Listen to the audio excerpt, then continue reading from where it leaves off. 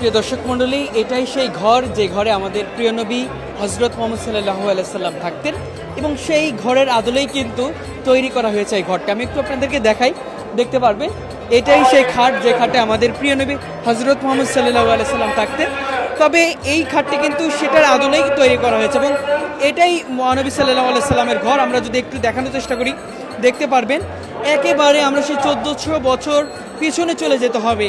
আমাদের একটু চোখ বুঝলেই কিন্তু আমরা অনুধাবন করতে পারছি যে এটাই সেই 1400 বছর আগের হযরত মুহাম্মদ সাল্লাল্লাহু আলাইহি সাল্লাম যে ঘরে থাকতেন, যেখানে নামাজ পড়াতেন, সমস্ত কিন্তু এখানে তুলে ধরা হয়েছে। আমরা এক নজর আপনাদেরকে দেখানোর চেষ্টা করব। আমি একটু দেখাই, দেখতে পারবেন এখানে লেখা রয়েছে নবীজি সাল্লাল্লাহু আলাইহি সাল্লামের ঘর ঠিক যেমনটি ছিলেন এমনটাই কিন্তু লেখা হয়েছে। আমি একটু সামনে যাব, মানে এত পরিমাণ মানুষ, উপচে পড়া ভিড়। আমরা এই ভিডিও থেকে বা এই দৃশ্য থেকে আমাদেরকে স্মরণ করিয়ে দিচ্ছে যে ইসলামের প্রতি মানুষের যে ভালোবাসা, ভালো লাগা এবং প্রেম, সেটা কিন্তু এখানে প্রকাশ পাচ্ছে। আমি যদি একটু দেখাই, আপনাদেরকে দেখানোর চেষ্টা করবো। এটা আমি আসলে বুঝতে পারছি না, আমি একটু জানতে চাচ্ছি এই জায়গাটা সম্ভবত আল্লাহ রাসূলের পাকের একটা নিদর্শন, পাকঘর, খাওয়া দাওয়া করতে।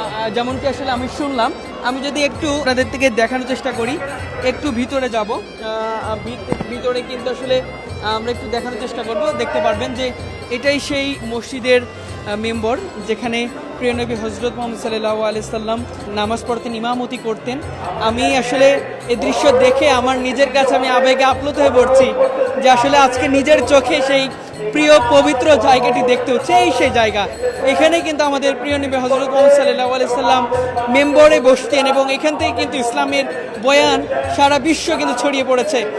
দর্শক, আমরা একটু দেখানোর চেষ্টা করি, দেখতে পারবেন সেই 1400 বছর আগে মসজিদে নববীর সামনে এবং রাসূল সাল্লাল্লাহু আলাইহি সাল্লামের ঘরের সামনে ঠিক যেমনটি খেজুর গাছ ছিল, সেই খেজুর গাছের দৃশ্য কিন্তু দেখতে পাচ্ছি। একেবারে অরিজিনাল খেজুর গাছগুলো কিন্তু এখানে স্থাপন করা হয়েছে। আমি একটু সামনে যাব, একটা কুয়া দেখতে পাচ্ছি যেখান থেকে আসলে পানি তোলা হতো এবং এই পানি কিন্তু পান করতো।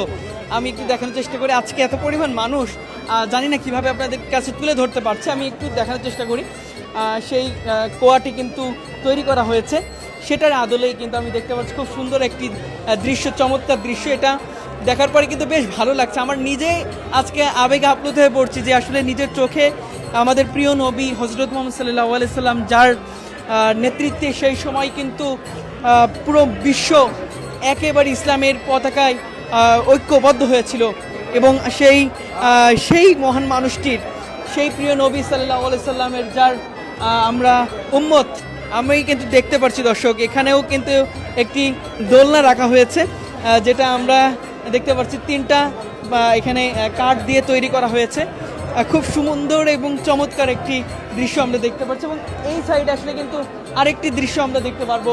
উম্মুল মুমিনিনদের যেই ঘরটি রয়েছে সেই ঘরটি এখানে আমি একটু দেখানোর চেষ্টা করি। খুব সুন্দর একটি বিছানা এবং খাট, সেই 1400 বছরের আগের যেই হুবহু দৃশ্য মনে হচ্ছে এখানে প্রতিস্থাপন করা হয়েছে এমনটা কিন্তু দেখতে পাচ্ছি। এবং এখানে কিছু কলস রয়েছে, বাটি রয়েছে যেগুলো পানি পান করা হতো। খুব চমৎকার একটি দৃশ্য, আসলে চোখ জোড়ানো দৃশ্য। আমি একটু সামনে যে দেখানোর চেষ্টা করব।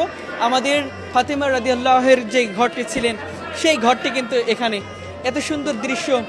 এখানে কিন্তু ফাতেমা রাদিয়াল্লাহু আনহু থাকতেন এবং তার ব্যবহৃত যেই জিনিসপত্রগুলো সেগুলো কিন্তু এখানে রাখা হয়েছে।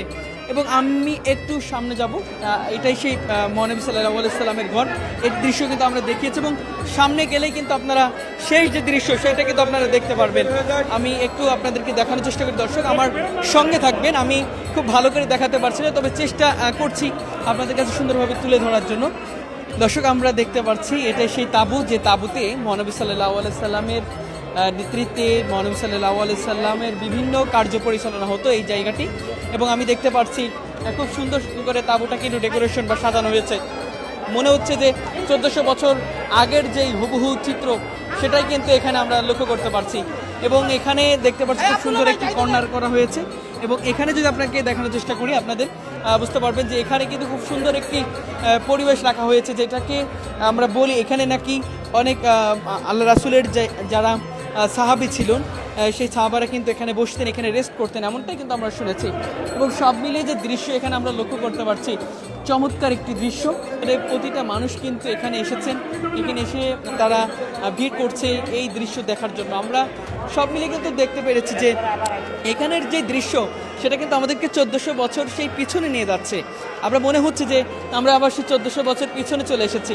আমরা কিন্তু অনেকেই সেই 1400 বছর দৃশ্যের কথা জানি না, তবে তারা কিন্তু এখান থেকে কিন্তু আমাদেরকে স্মরণ করিয়ে দিল যে না, 1400 বছর আগের সেই মহানবী সাল্লাল্লাহু আলাইহি সাল্লামের যে দৃশ্য, সেই দৃশ্য কেমন ছিল এবং সেই পবিত্র নববীর থেকে শুরু করে মহানবী সাল্লাল্লাহু আলাইহি সাল্লাম থাকার জায়গাটা কেমন ছিল, সেটার আদলেই কিন্তু এখানে সেই দৃশ্য রাখা হয়েছে।